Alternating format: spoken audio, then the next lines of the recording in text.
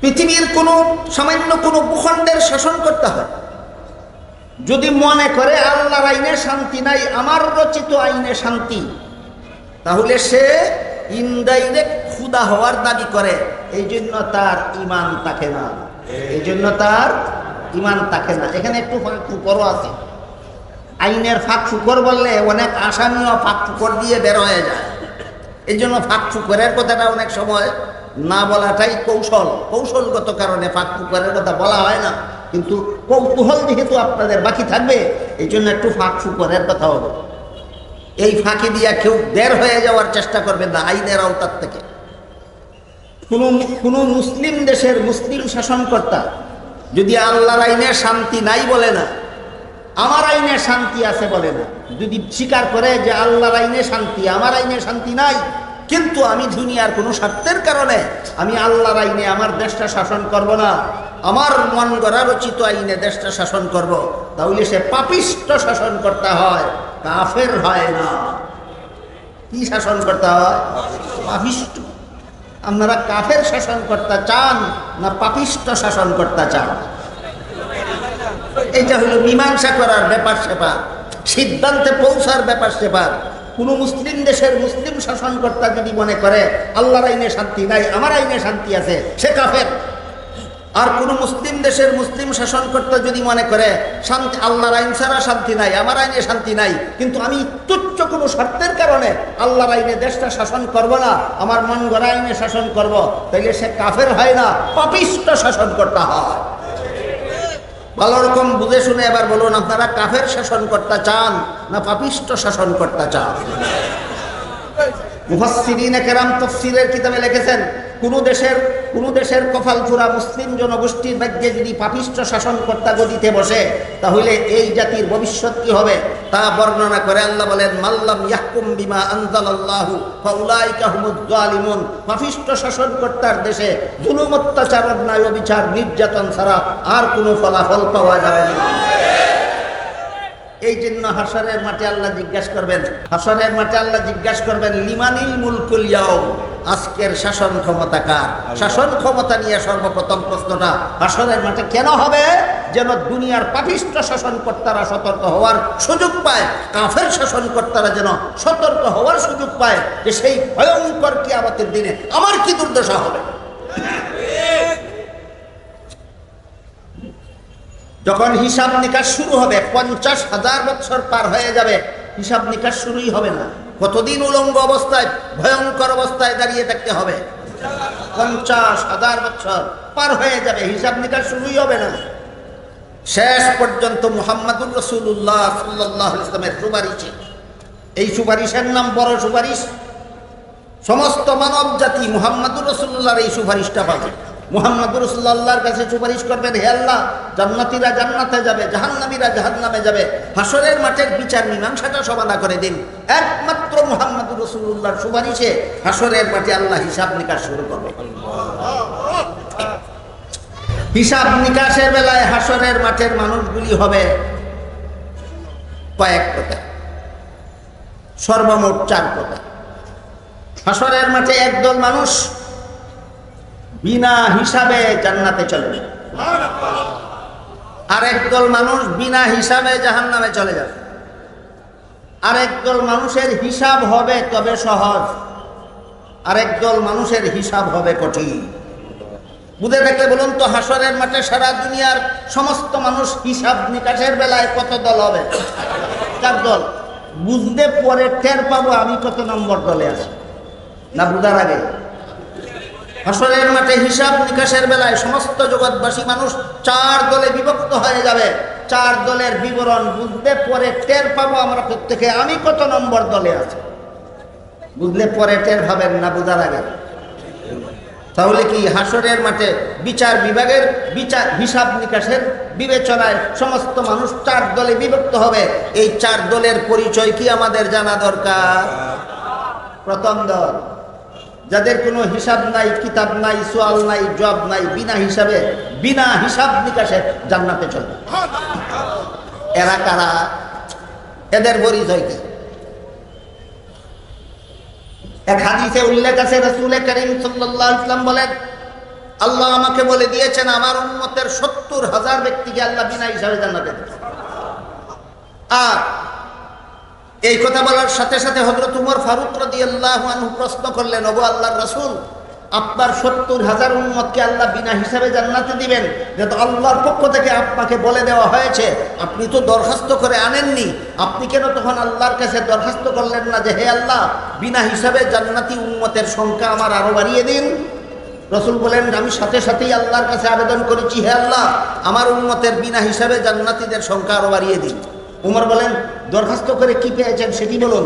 তখন রাসূল বলেন, আল্লাহ পাক রব্বুল আলামিনকে যখন আমি বললাম আমার উম্মতের বিনা হিসাবে জান্নাতীদের সংখ্যা বাড়িয়ে দিন, তখন আল্লাহ পাক রব্বুল আলামিন বললেন যে আমি যে 70,000কে বিনা হিসাবে জান্নাতে দিব বলেছিলাম, আপনার সুপারিশের কারণে প্রত্যেক হাজারের সাথে আরো 70,000, প্রত্যেক হাজারের সাথে আরো 70,000, প্রত্যেক হাজারের সাথে আরো 70,000 করে আপনার উম্মতকে আমি বিনা হিসাবে জান্নাতে দেব। তাহলে এবার অঙ্কটা কি হবে? 70,000 যোগ 70,000 না 70,000 পূরণ 70,000? 70,000 পূরণ 70,000 সমান 490 কোটি। মুহাম্মদুর রাসূলুল্লাহর 490 কোটি উম্মতকে আল্লাহ পাক রব্বুল আলামিন বিনা হিসাবে জান্নাতে দিবেন। মুহাম্মদুর রাসূলুল্লাহর কত উম্মতকে আল্লাহ বিনা হিসাবে জান্নাতে দিবেন? 490 কোটি। এর মধ্যে আমরা কে কে আছি আর কে কে নাই এটা জানার দরকার আছে কিনা? এর মধ্যে আমরা কে কে আছি যে তখনই জানতে পারবো যখন বুঝতে পারবো যে এই 490 কোটির অন্তর্ভুক্ত হবে কোন সৌভাগ্যবানেরা। হাদিসের ব্যাখ্যায় উল্লেখ আছে, যাদের হাসরের মাঠে যাদের আমল নামায় শুধু সওয়াব আছে দেখা যাবে, আমল নামায় কোনো গুনাহ নাই। আমল নামায় কি আছে? শুধু সওয়াব আছে, গুনাহ নাই। নবী ছাড়া কোনো উম্মতের আমল নামায় হাসরের মাঠে শুধু সওয়াব আছে, গুনাহ নাই, কেমনে হয়? অথচ হাদিস শরীফে আল্লাহ রাসূল বলেছেন, আলা কুল্লুকুম খাত্তাউন, হে আমার উম্মতেরা তোমাদের প্রত্যেকেই গুনাহগার, প্রত্যেকেই গুনাহগার। তাহলে হাসরের মাঠে কোন উম্মতের আমল নামায় শুধু সওয়াব আছে, গুনাহ নাই, কেমনে হবে? উত্তরে মুহাদ্দিসিনে কেরাম হাদিসের ব্যাখ্যায় লিখেছেন, যারা আগে গুনাহ করেছিল কিন্তু সাহাবায়ে কেরামের মতো মরণের আগে আগে যথারীতি তওবা করে গুনাহ মুছে ফেলেছে। হাদিস শরীফে রাসূল করিম সাল্লাল্লাহু আলাইহি ওয়াসাল্লাম বলেছেন, আত-তাইবু মিনাজ যামবি কামাল্লা যামবা লাহু, যে ব্যক্তি যথারীতি তওবা করে গুনাহ ছেড়ে দেয় সে আবার বেগুনাহ হয়ে যায়। এই ব্যক্তি যদি বেগুনাহ অবস্থায় মরতে পারে তাহলে তার আমলনামায় যা আছে শুধু সওয়াব আছে, গুনাহ একটাও নাই, কোনো হিসাব নিকাশের দরকার নাই, বিনা হিসাবে জান্নাতে যাবে। 4 দলের মধ্যে এক দল, 4 দলের মধ্যে এক দল। বুঝে থাকলে বলুন তো, আমরা এখানে যারা উপস্থিত আছি আমরাও কি 490 কোটির অন্তর্ভুক্ত হওয়ার সুযোগ আছে? কিভাবে? কিভাবে? অভ্যাসের গুনাহ যদি ছেড়ে দেই আর যদি কোনোদিন এই গুনাহ না করে মরি, আমিও 490 কোটির একজন, আমিও 490 কোটির একজন। এই শিক্ষা কি এই বিশাল তাফসীরুল কোরআন সম্মেলন থেকে আমাদের নেওয়ার মতো নাই? হ্যাঁ, এই শিক্ষা এখান থেকে আমাদের নেওয়ার দরকার, যে আমিও যেন সেই গুনাহ থেকে তওবা করে তওবাকারী অবস্থায় যেন মরণ করতে পারি, যেন আমিও 490 কোটির অন্তর্ভুক্ত হতে পারি। এবার দ্বিতীয় দল কারা? যাদের কোনো হিসাব নাই, কিতাব নাই, ওজন নাই, যাদের কোনো সওয়াল নাই, জবাব নাই, বিনা হিসাবে বিনা ওজনে জাহান্নামী। এরা কারা? এরা অনেক। এই অনেকের মধ্যে এক দলের আলোচনা করছি আজকে, শুনুন। আল্লাহ পবিত্র কোরআনের এক আয়াতে বলেন, ওয়া মান ইয়ারতাদিদ মিনকুম আন দীনিহি ফায়ামুত ওয়া হুয়া কাফিরুন ফাউলাইকা হাবিতাত আমালুহুম ফিদ দুনিয়া ওয়াল আখিরাহ। হে মুমিন মুসলমানেরা, তোমাদের মধ্য থেকে কেউ যদি মুরতাদ হয়ে যায়, তোমাদের মধ্য থেকে কেউ যদি মুরতাদ হয়ে যায়, কোরআনের ভাষায় মুরতাদ কাকে বলে? যেই লোকটা আগে ইসলামের বিধানে বিশ্বাসী ছিল, পরে অবিশ্বাসী হয়ে গেছে। খুব সহজ সরল ডেফিনেশন বললাম। কোরআনের ভাষায় মুরতাদ কাকে বলে? যেই লোকটা আগে ইসলামের বিধানে বিশ্বাসী ছিল, পরে অবিশ্বাসী হয়ে গেছে, তারে কোরআনের ভাষায় কয় মুরতাদ। যেমন পবিত্র কোরআনের সূরাতুল বাকারার 275 নম্বর আয়াতে আল্লাহ বলেছেন, সুদ হারাম। কি হারাম? সুদ হারাম। 50 বছর বয়স পর্যন্ত বিশ্বাস করেছিল সুদ হারাম, 60 বছর বয়সে গিয়া বলে সুদ হারাম নয়। এবার কি হইল? কুরআন হাদিসের দ্বারা সুস্পষ্টভাবে অকাট্যভাবে প্রমাণিত কোনো হারামকে যারা হারাম বলে স্বীকার করে না তারা মুরতাদ হয়ে যায়। কি হয়ে যায়? মুরতাদ হয়ে যায়। আল্লাহ বলেন, তুমি যদি ইসলামের কোনো হারামকে, অকাট্য হারামকে যদি হারাম বিশ্বাস করো না, ইসলামের কোনো অকাট্য হালালকে যদি তুমি হালাল বিশ্বাস করো না, তুমি মুরতাদ। তোমার জিন্দেগির নামাজ, রোজা, ইবাদত বন্দেগীর আধা পয়সার দাম না। কথাটা আপনাদের সহজে বোঝাবার জন্য একটি উদাহরণ দিচ্ছি, শুনুন। আপনাদের জানা মতে ওযুর ফরজ কতটা? মুখ ধোয়া, হাত ধোয়া, মাথা মাসে করা, ফাউ। এক ব্যক্তি মুখ ধুইল, হাত ধুইল, মাথা মাসে করলো, ফাউ ধোয়ার আগে বায়ু ছেড়ে দিল। কিসের আগে? ফাউ ধোয়ার আগেই বায়ু ছেড়ে দিল। তার মুখ ধোয়ার দাম কত রইল? হাত ধোয়ার দাম কত রইল? মাথা মাসে করার দাম কত রইল? ঠিক তেমনি ভাবে এক ব্যক্তি নামাজ পড়েছিল, রোজা রেখেছিল, হজ করেছিল, উমরা করেছিল, যাকাত দিয়েছিল, মরণের আগে আগে হারামকে হারাম মানল না। তোমার ওই লোকের উজুর যেই দাম, তোমার নামাজ বন্দেগীর সেই দাম। বর্তমান সমাজের অনেক মুরতাদেরা এই কথাটা বুঝে না, আপনাদের বোঝা দরকার।